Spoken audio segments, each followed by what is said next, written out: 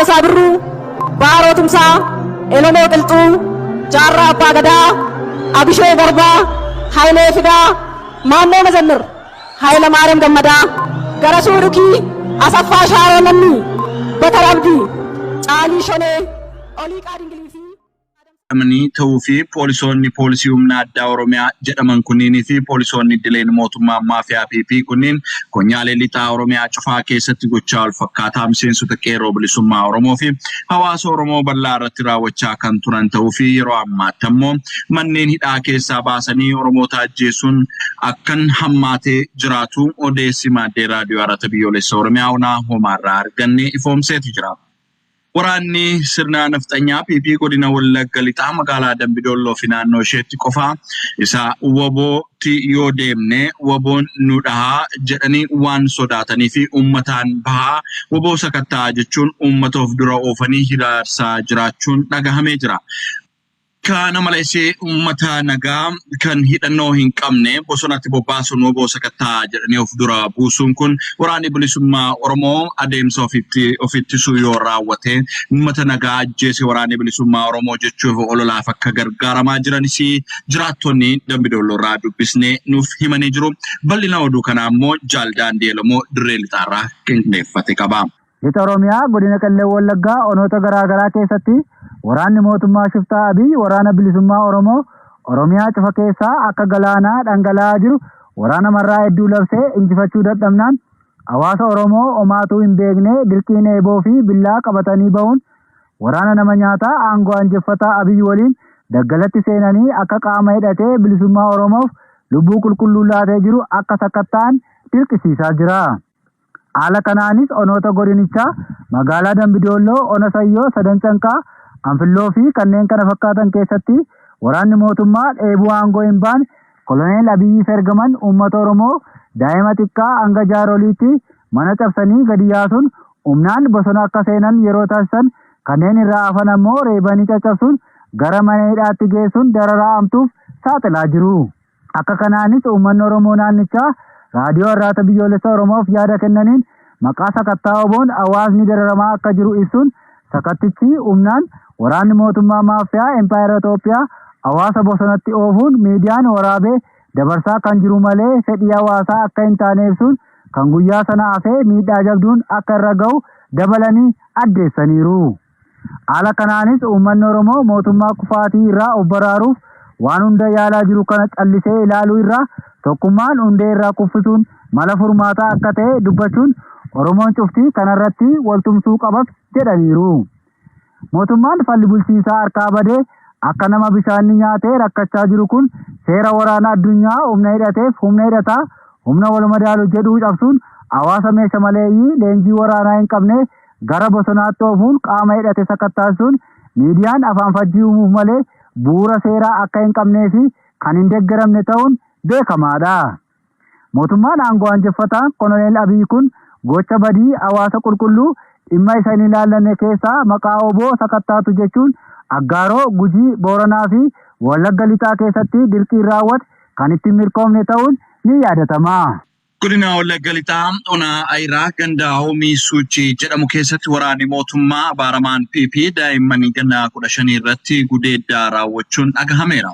Guddee 19 bara 2020 loltoonni mootummaa PP kan safuuf safeeffannaa hin qabne maqaa sakattaa woboon gara godina Wallagga lixaa Onaa Ayiraa ganda Hoomii Suuchii jedhamtutti bobbahanii galgala gaafa muddee 19 bara 2020 toora sa'a lamaatti mana qonnaan bulaa Oromoo Bultii jedhamutti maqoonummaa guutuu reebuun meeshaalee isaanii mana keessaa qaban kan fedhan fudhatanii kaanis erga caccabsanii booda dhumarratti mucayyoo durbaa obbo Bultuu shamarree Aster Bultii jedhamtu daa'ima ganna 15 kan taate ija abbaa haadhaa fi obboleessa ishee quxisuu fuula duratti walitti furuun loltoonni sadii gudeeduun gatanii deemuu Oromtichi Onaa Iraarraa nuuf gabaasaniiru.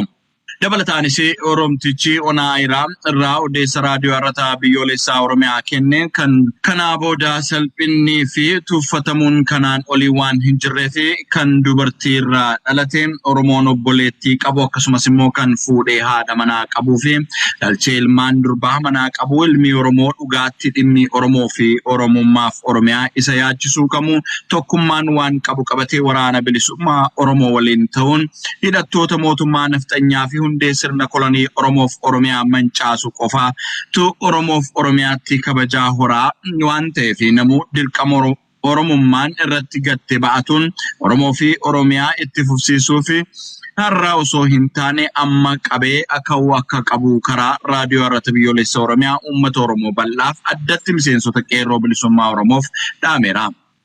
Oromticha Olmayaa irraa neetworkii barbaacha karaa fagoo deemee gabaasaa kana nuu ga'ee fi galanni kee bilisummaa haa ta'u jenna. Godina Shawaa Lixaa aanaa Amboo gandaa Qullitti jedhamu keessatti ilmaan keetu bosona jira jechuun maanguddoo ganna waggaa 60 ol ta'an kaadiroonnii fi humnoonni waraana biltiqinnaa hidhaatti darbatanii jiru. Haadha qabsaa'ota Oromoo Jaal Booruu fi Jaal Fiigaa kan ta'an maanguddoo ganna 60 ol ta'anii sababa ijoolleen isaanii miseensa waraana bilisummaa Oromoo ta'anii fi aanaa Amboo ganda Qullitti jedhamu keessatti qabamanii hidhamuu maddeen keenya gabaasan. Maanguddoon kun nama umrii dullumaa qe'ee isaanii irratti sooruma qabanii badii tokkoon alatti humnoota sirna nafxanyaa PP'n qabamanii hidhamuun duula sirna faashistii kun qabsaa'ota haamilee cabsuuf geggeessaa jirudha. Gochaan ammeenyaa maatii qabsaa'otaa irratti taasifamu kun Oromiyaa bakkoota adda addaatti hammaatee geggeeffamaa jira. Haa ta'u malee qabsaa'onni maatii jalaa ajjeefaman hiraarfamanii fi hidhaman garuu kun daranuu akka qabsoo keenyatti jabeessinee diina uummata Oromoo irratti roorrisu kana dhabamsiisnuuf nu onnachiisa malee tasumaa of duuba nun deebisu jechuun ibsanii jiru. Rakkoon sirna nafxanyaa PP fi ergamtoota isaaniin maatii qabsaa'otaa irra gahaa jiru rakkoo Oromoon akka walii galaatti ittiin dararamaa jiru irratti dabalataa ta'uun hedduu waan nama gaddisiisudha. Ergamtoonni diinaa fi gamaantonni Oromoota hiraarsaa jiran kun guyyaan itti gatii isaanii argatan fagoo hin ta'u jechuun qeerroon naannoo Amboo akeekkachiisanii jiru. Dhaggeeffattoota keenyaa oduu amma nu gahe qabna. Muddee 26 bara 2020 ganama sirni nafxanyaa PP haadhaa fi abbaa Jaal Marroo Dirribaa reebicha hamaa eega irratti gaggeessanii ukkaamsanii bakka geessan hin baramin jira. Maatii qabsaa'otaa dararuun furmaata waan fiduuf itti fakkaate maatii qabsaa'otaa haala suukanneessaan dararaa kan jiru sirni nafxanyaa PP maatii Jaal Marroo Dirribaa obbo Dirribaa Lammeessaa fi aadde Gonfee Nuurgii Tolasaa badii fi ajaja mana murtiin ala mana jireenya isaanii keessaa qabuun reebicha hamaa erga irratti gaggeessaniin booda konkolaataa 8 ukkaamsanii fuudhanii deemuu maddeen naannoo gabaasan. Qeermaan guddoota kanaas guutummaatti ibiddaan kan barbadaa yeroo ta'u firoottan hedduunis ukkaamfamanii jiru. Maanguddoonni umurii ganna 70 ol ta'an kunniin yeroo adda addaatti kan dararamaa jiranii fi badii qabaatanii osoo hin taane maatii Jaal Marroo ta'uu isaanii qofaa fi gochaan suukanneessaa akkasii yeroo jalqabaaf kan irratti raawwatame ta'uu baatus bifa kanaan konkolaataan ukkaamsanii fuudhanii deemuun lubbuu isaaniif kan nama yaaddessu ta'uu jiraattonni naannoo himaa jiru. Kana duras obboleessi Jaal Marroo barsiisaan Yuunivarsiitii Oromiyaa Siisaa Dirribaa sababa obboleessa Jaal Marroo ta'eef qofa yeroo dheeraaf hidhamee dararaa hamaan irra gahee fayyaan isaa balaa keessa kan jiru ta'uun ni beekama. Boordiin filannoo Itoophiyaa guyyaa filannoo itti geggeeffamu caamsaa 28 bara 2013 akka lakkoofsa biyyattiitti yookiin caamsaa 5 bara 2021 kan geggeeffamu ta'uu ibse. Paartileen mormitootaa filannoof galmaan 26 ammoo ulaagaa hin guutne jechuun hir'isuun dhagahameera. Paartileen Oromoo filannoof ulaagaa guutanii darban adda bilisummaa Oromoof kaafaa akka ta'an barameera. Sirna nafxanyaa PP karaa boordii filannoo of harkaa qabuun filannoo haqaaf madaalawaa hin taane geggeessee injifannoo kijibaa labsachuuf qophaa'aa jiru. Yeroo filannoof ji'ootni muraasni hafanitti miseensonni paartii mormitootaa hidhaa fi ukkaamsuun gara dabarsaa jiru. Kunis filannoon geggeeffamuuf deemu madaalawaa kan hin taane ta'uu mul'isa. Uummatni sirna nafxanyaa PP yommuu kana hin filanne ta'uun beekamus ABO fi KFO'n Oromiyaa guutuu keessatti injifannoo argatu jedhamee eegama. Garuu sirni nafxanyaa kun kan aangoo dabarsee hin laanne waan ta'eef Mati Oromoo filannoo fakkeessaa kanaaf yaada hiruu osoo hin taane qabsoo isaa jabeessee itti fufee mirga abbaa biyyummaa isaa gonfachuu qaba jechuun sabboontonni Oromoo dhaamanii jiru. Mati Oromoo bahaa Oromiyaa Harargee bahaa bakkoota adda addaa irraa sirna nafxanyaa PP'n buqqisamanii qe'ee fi qabeenya isaanii saamaa jiraachuu maddeen naannoo Harargee bahaarraa gabaasanii jiru. Oromoo lafa isaarraa buqqisee facaasuun gadadoof saaxiluun akka imaammata tokkotti qabatee kan gochaa hammeenyaa uummata Oromoo irratti kan raawwataa jiru sirni nafxanyaa PP ammas uummata Oromoo Harargee bahaa keessaa buqqisee qe'ee malee hambisuun facaasaa akka jiru gabaafamaa jira. Harargee bahaa bakkoota adda addaa keessatti Oromoota nagaa buqqisuun Somaalota qubsiisuuf akka jiranis maddeen gabaasanii jiru. Ilmaan Oromoo kumaatamaan lakkaa'aman qisanii baroota darban uummata Oromoo bahaa irratti raawwatameen kumaatamaan dhumuun kan yaadatamuu fi bakkawwan garaagaraatti iddoo qubatanittis kan isaan gaafatu dhabee dararamaa jiraachuu gabaafamaa tureera. Gabaasaa keenya yeroo darbe keessattis gara Oromiyaa lixaa fi giddugaleessa bahaa bakkawwan garaagaraatti kan qubachiifamanii turaniin kanneen qaanii Oromiyaa bahaarraa deeman idirfamaa jiraachuu gabaasaan turuun keenya ni yaadatama. Oromiyaa lixaa ona giddaa ayyaanaa ganda dirree guddaatti waraanni PP qabeenya uummataa saamuun jiraattotarraan reebicha qaqqabsiisaa jiraachuun odeessachi arganne ni foomsa. Waraanni PP kun godina Wallagga Bahaa ganda dirree guddaa jedhamu keessatti manneen nyaataa, manneen qorichaa fi manneen daldalaa namoota dhuunfaa saamaa jiraachuuf hubee barbadeessaa jiraachuun maddi keenya nuuf himanii jiru. Akkuma kanaan maqaan namoota kanneen suuqiin saamamaniin Geetaawun Gaanfuree, Gurmuu Hirphaa, Imiruu Mokonnin, Tamasgeen Tarfaasaa, Tasfaa Gurmuu kan jedhaman jalaa kan manni cabee suuqiin saamame yommuu ta'u, kanneen mana nyaataa fi dhugaatii qaban jalaa immoo caccabsanii kan deeman kan obbo Olaanii Fufaa, kan Tashoomaa Mangashaa jedhaman akka keessatti argaman oduun achi arganne kun ni foomsa. Gabaabiraatiinis qabeenya mana jireenyaa isaanii cabsuudhaan qabeenya gatii baasu hundumaa kan saamaman immoo barsiisaa Addaamuu Liiqaa, Darajjee Hundee, Gammachuu Abdiisaa, Darajjee Taakkalaa, Margaa Guddataa, Allanee Dassaalee, Damissee Olii, Laalee Gammachuu naannoo qarshii 30,000tti shallagamu, Magarsaa Abdiisaa, Magarsaa Gammachuu kan jedhamanii jalaa saamamuu isaati. Gabaabiraatiin araddaa kana keessaa jaaroleen biyyaa dabalatee namoonni hedduu kaampii waraanaa murna PP keessatti hidhamanii dararaa hamaadhaaf saaxilamanii jiru.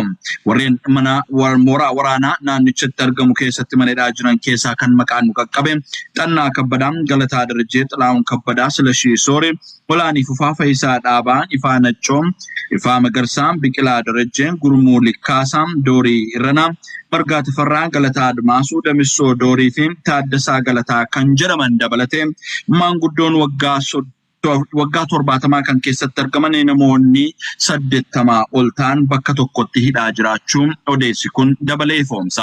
Mirga miidiyaa walabaa dhorkatuutiin maqaan biyyoota addunyaa dursa waamaman keessaa tokko kan taate Ethiopiyaan guyyaa kaleessaa kana gaazexeessaa Reuters kan ta'e Kumarraa Gammachuu tikni bilxiginnaa halkan edhaa magaalaa Finfinnee mana jireenyaa isaa Ifaas Laaftoo aanaa duwwaa tokkotti kan argamu manneen waliin jireenyaa yookiin kondeemineemii Oromiyaa jedhamee beekamu keessaa halkan walakkaa sa'a 2 fi walakkaatti ukkaamsanii fuudhanii amma bakka inni ga'ee hin beekamu. Armaan dura Reutersiif kan gabaastu lammiin biyya alaa tokko akka biyya keessaa ari'atamtee gabaasaa turuun keenya ni yaadatama. Dargaggoo Kumarraa Gammachuun Reuters keessatti waggaa dheeraadhaaf gabaasaa ta'e kan hojjetaa ture. Oromiyaa lixaatti dhalatee kan guddate obboleessa gabaasaa VOA kan turee fi yeroo barattoonni Oromoo warraaqsa gaggeessaa turanitti kan maqaan isaa baay'ee dhahamu obboleessaa Zalaalam Gammachuu ta'uusaa odeessi argannee nuuf ifoomsee jira. Akkuma naannoo Oromiyaa waggoota 2 walakkaa darban ergaa koloneel Abiyyi aangootti dhufeen guyyaa tokko yudduun irraa fagaatee kan hin beekne Beenishaangul Gumizitti godinni Matakkal ammas lammiilee 207 dhabanii jiru. Akka gabaasaa achi argannee addeessutti muummichi ministeeraa koloneel Abiyyi abbaan aangoo garasitti maluutiin haasaa sobaa nagaa biyyattii tasgabbeessuu fi aangoowwan kanaaf rakkoo qaban hiinee jirra jedhanii sabqunnamtii isaaniitiin himanis battalumaa haasaa uummataa godhanii deebi'anitti hidhattoonni caasaa mootummichaatiin ijaaramanii lammiilee irratti miidhaa geessaa jiru jedhamee kaafamaa ture.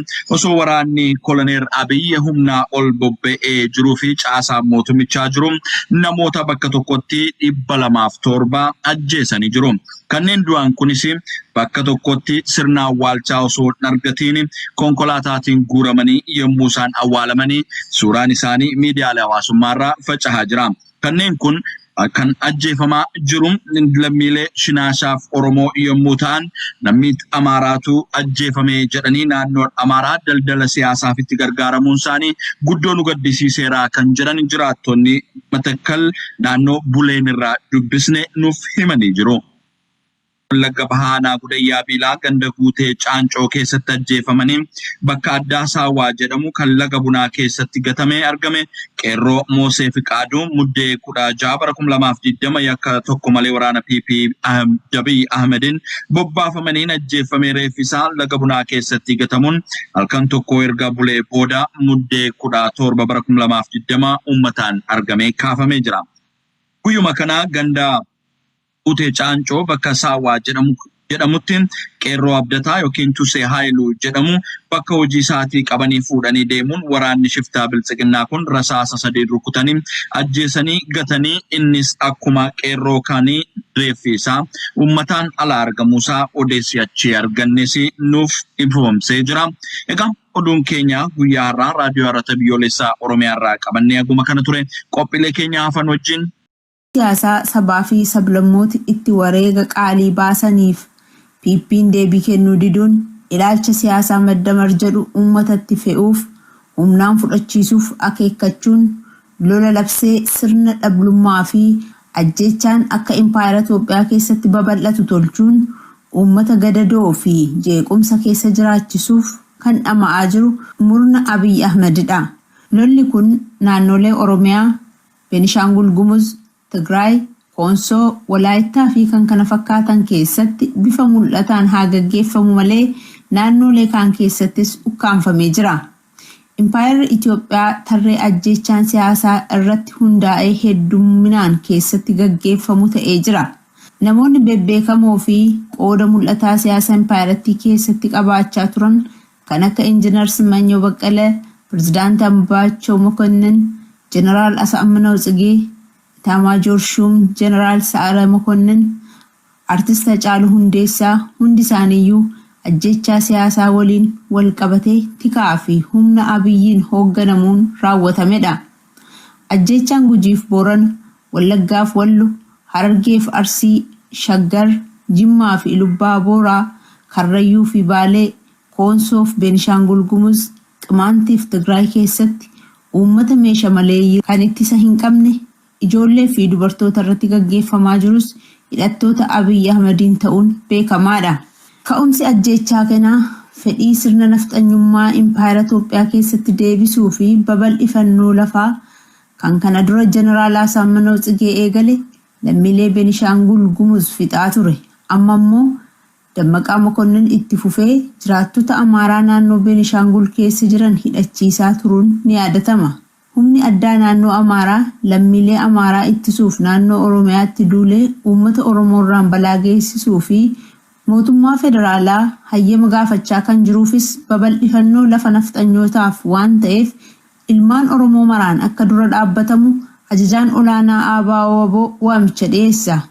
Itti aanee lammiileen impaayera Itoophiyaa keessa jiraatan marti lola irratti labsame ofirraa qolachuun babal'ifannoo lafaa fi shira nafxanyootaa ofirraa dhaabuun murna jeequmsa babal'isuun bara gabrummaa sabaaf sablammoota irratti dhiyeessuuf dhama'u kana ofirraa kaasuun yeroon isaa amma ta'uu akkasumas akka nagaan waaraa argamu humni hidhatee naannoleetti lola labsee uummata nagaa godhu akka uummata keessaa hatattamaan ba'uu fi uummatootni bilisummaan akka bakka bu'aa isaanii filatanii mootummaa uummataa yayyabuu qofaatu nagaa waaraa argamsiisa. Namni sammuu nagaa qabu kamuu kan hubachuu qabu dhalli namaa filannoo isaatiin qomoo filatee irraan dhalatu. Muuxannoo jireenya isaa keessatti aadaa fi amantaa isaaf ta'u filatee hordofuu danda'a. Namni kamuu eenyummaa isaatti boonuu aadaa, afaanii fi seenaa isaa waliin jiraachuuf mirga guutuu waan qabuuf ajjeechaan eenyummaa sabootaa irratti qiyyaafatee gaggeeffamu marti fudhatama hin qabu. Ajjeechaa eenyummaa bu'uura godhatee shiraa fi daldala siyaasaa murna PP naannoo Beenishaangul Gumuz godina Matakkal aanaa bulaniitti lammii nagaa irratti raawwate ajajaan olaanaa ABO gadi jabeessee balaaleffachaa rakkoo siyaasaa impaayiratiin keessa galteefis ajjechaan eenyummaa irratti hundaa'e kan rakkoo jiru hammeessu malee kan hin furre ta'uu akeekkachiisa.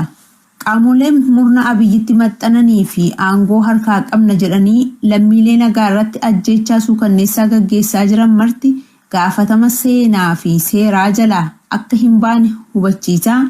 Yakka uummata irratti raawwatamaa jiru kana qaamni walaba ta'e qoratee lubbuun lammiilee badaa jiru akka dhaabbatu akkasumas qaamni badii kana raawwataa jiru akka mana murtii yakka waraanaa idil addunyaatti dhiyaatu ajajaan olaanaa ABO akeeka. Dhumarratti ajajaan olaanaa ABO farreen nageenyaa lammiilee nagaa hirmaannaa siyaasaa tokkollee hin qabnee fi sababa eenyummaa qoboo isaaniif qofaaf hidhamanii ajjechaan gara jabinaa irratti raawwatame maraaf gadda itti dhaga'ame ibsachaa fi balaaleffachaa humna badii kana raawwate seeratti dhiyeessuutti dabalatee uummata nagaa ittisuuf waraanni bilisummaa Oromoo kan murannoon qabsaa'u ta'uu hubachiisa. Injifannoon uummata Oromoof ajaja olaanaa ABO irraa nu dhaqqabe. Jaarmiyaan dambalii humna qeerroo bilisummaa Oromoo ammaan duras yeroo adda addaatti gooticha waraana bilisummaa Oromoo dinagdeen jabeessuuf gumaacha taasisaa turuun isaanii yaadatama. Ammas marsaa ja'affaa waraana bilisummaa Oromoo dinagdeen jabeessuuf gumaacha taasisee jira. Gumaachi kunis Riyaala Saawudii 22,938 birriitti yoo jijjiiramu immoo birrii 320,814 ta'a. Marsaa tokkoffaa irraa kaasee haga marsaa ja'affaatti gargaarsa walirraa hin cinne taasisaa kan jiru jaarmiyaan dambalii humna qeerroo bilisummaa Oromoo ammas murtee koree jaarmiyaa kanaatiin gargaarsi marsaa torbaffaa itti fufee jira. Gargaarsi woboof godhamu haga bilisummaatti itti fufa dhaadannoo jedhuun murannoon hojii ni hojjenna jedhanii jiru. Haga mootummaa sirna nafxanyaa qawween ofirraa buqqifnutti yoomuu gargaarsa waraana bilisummaa Oromoo irraa duubatti hin deebinu. Hawaasni Oromoo biyyoota adda addaa keessa jirus fakkeenyummaa jaarmiyaa kanaa fudhachuun waraana bilisummaa Oromoo akka jabeessan waamicha gochuu barbaannas jedhan. Gaafii lafee jaallaniin waan ijaarameef ololaan hirraafamu. Uummanni Oromoo qabeenya guddaa osoo qabu, bal'ina uummataa hedduu osoo qabu, lafa bal'aa osoo qabu, goota hedduu osoo qabu, hayyuu fi waayyuu dannuu osoo qabu, maaliif biyya isaa irratti abbaa ta'uu dhabe? Maaliif olola nafxanyootaan irratti oofamu cabsuun humnaa'uu dadhabe gaaffiin jettu gaaffii sabboontota Oromooti. Seenaa Oromoo keessatti kanneen qabsoo bilisummaa Oromoof wareega qaalii baasan akkuma jiran kan qabsoo Oromootti diina ta'uun qabsicha dhabamsiisuu yaalan ni jiru. Warri qabsoo Oromoo dhabamsiisuuf dadhaban qabsicha sakaaluuf Oromoo wal afaan faajjeessuuf dhamaanis hedduudha. Uummanni Oromoo mirga abbaa biyyummaa isaa gonfachuuf qabsoo isaaf dhiiga dhangalaasee, lafee cabsee, hidhamee, qe'ee isaa dhabee, hiraarfamee fi wareegama hadhooftuu baasee qabsoo isaa asiin ga'e. Adeemsa qabsoo kanaa keessatti diinnii fi gufuuleen qabsoo wareegama ulfaataa Oromoon baase karaatti hambisuuf ololaa fi shira walirraa hin cinne woboo irratti fuulleeffatanii ololanii fi shiraa turan mara woboon ija qaroon ilaalaa caccabsaa har'a ga'e. Haaluma kanaan diinni inni kaafii gantooti sabaa qabsoo bilisummaa Oromoo irra ejjechuun fedhii gartuu fi mataa isaanii guuttachuuf dantaa bubbutuuf wal caccabsan mul'achuun gannoota lakkoofsise yeroo ammaa yeroo nafxanyummaan impaayirattii fudhachaa jiru keessatti illee PP'f ergamuun hin dhaabbanne. Kanneen dur TPLF'if ergamanii dhaabamuu ABO irratti ololaa turan akka woboon hidhannoo hiikkatu keessaa fi alaan shira dalagaa turan har'as tooftaa jijjiiranii humna dabalatanii woboo irratti duula hamaa gaggeessaa jiru. Fakkeenyaaf Boorana keessatti abbaan gadaa shaneenyaa jedhee akka labsu dhidhiibuun OBN irratti ololuun qeellam Wallaggaa keessatti hiriira shanee mormu qopheessina jedhanii OBN irratti mul'isuun Machaaraatti ulee fi haaduu baatanii shanee biyyaa baasna jedhanii OBN irratti dhaadachuun ilmaan Oromoo qaroo guddoo dinquu mala. Kan Oromoon hubachuu qabu Abiy Ahimad ilaalcha nafxanyummaan butamee waggaa 2 fi walakkaa keessatti sirna dhablummaa fi ajjechaa babal'isuun uummata gadadoo fi jeequmsa keessa jiraachisaa jira. Bara aangoo Abiy jalqaba ji'oottan 6 keessatti uummatni lakkoofsaan qe'ee isaa irraa buqqee miliyoona 1,400 ol ture. Bara 2018 keessa mootummaan gamtoomanii Ethiopia akka biyyoota lammiilee isaanii buqqaasan keessaa galmee sadarkaa tokkoffaa irra kaa'ee jira. Walakkeessa bara 2019 keessa ammoo uummatni Itoophiyaa qe'ee isaa irraa buqqee dachaadhaan dabaluun gara miliyoona 2,900tti ol guddachuu gabaasni mul'isa. Itoophiyaan biyya ajjechaan siyaasaa keessatti dagaagee fi uummata meeshaa maleeyyii kan ittisa hin qabne ijoollee fi dubartoota dabalatee ajjeesuun beekamtu keessa jirti. Erga Abiy Ahmed aangoo qabatee ammoo diddaan hiree fi meeshaa siyaasaa uummata harkaa qabuu ta'ee jira. Baroota darban keessa diddaan qawweedhaan ukkaamsuuf tattaafatame marti milkii dhabee gara lola wal waraansaatti seenamee jira. Kanaaf diddaan bakkayyuu babal'atee gadadoon Itoophiyaa keessaa guyyuu jabaatee itti fufe. Tarkaanfiin hammeenyaa gartuun Abiy Ahmed fudhatus miidiyaa hawaasaa irratti maxxanfamuun miira dhala namaa suukanneessaa ooluun hojii guyyuu ta'ee jira.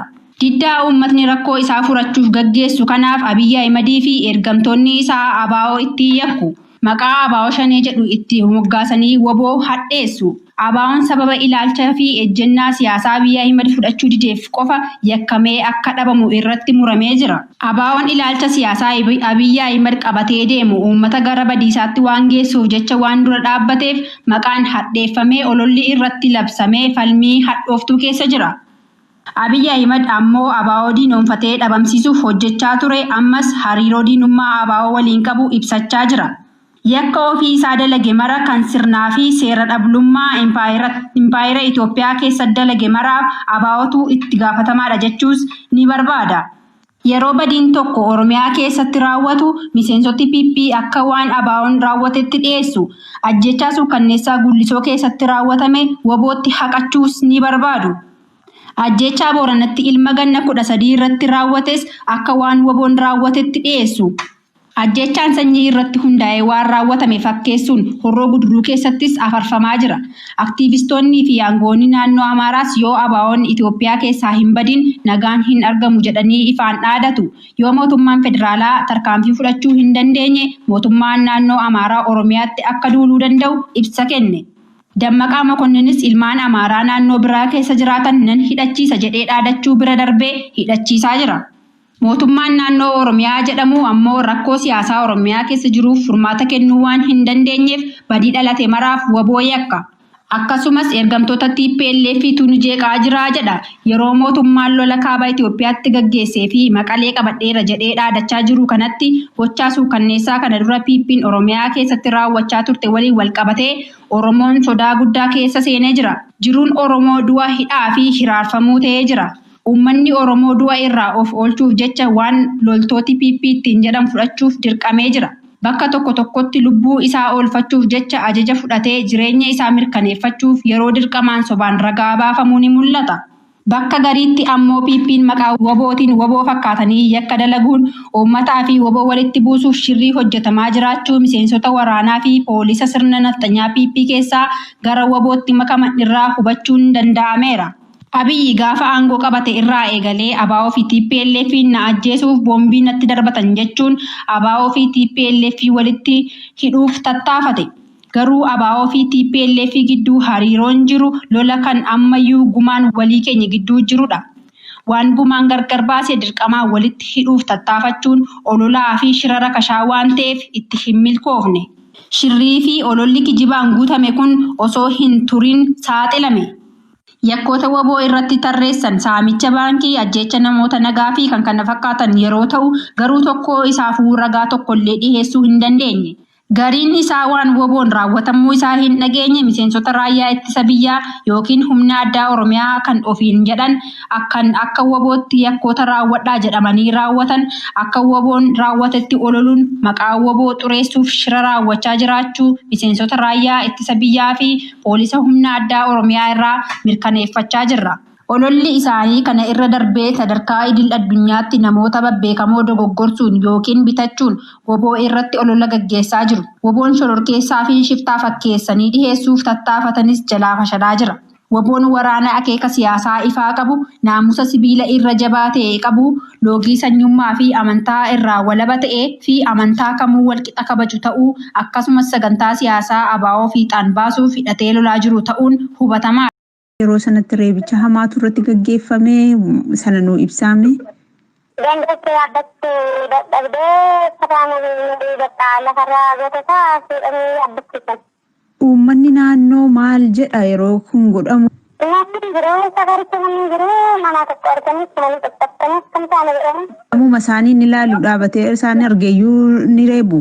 Reeban ijoollee takkas ijoollee ta'an mana ajjirtin bakka maal Amma haalli naannoo maal fakkaata? Namni tasgabbaadha moo jeequmsa keessa jira moo isaan immoo haala isaan keessa jiran namni beeku jira? Gara mana poolisiitti geessan moo bakki isaan geessan waan beekamu jira? Dari polis kawan dan laka orang komando itu pasti bukan lekas sedangnya kalau manusia sama kita positif bahasa Allah Allah manusia tidak itu dia lekas seperti koba umasa dan lama si koba masih dekat nanti positif kita jangan sih Allah sudah jalan nanti positif aja nanti Sasabru Baro tumsa Elomo qilxuu jaarraa abbaa gadaa abishoo garbaa haayilee fidaa maannoo mazannir haayila maariyaam gammadaa gara suurukii asaffaa shaaroo namni batar abdii caalii shonee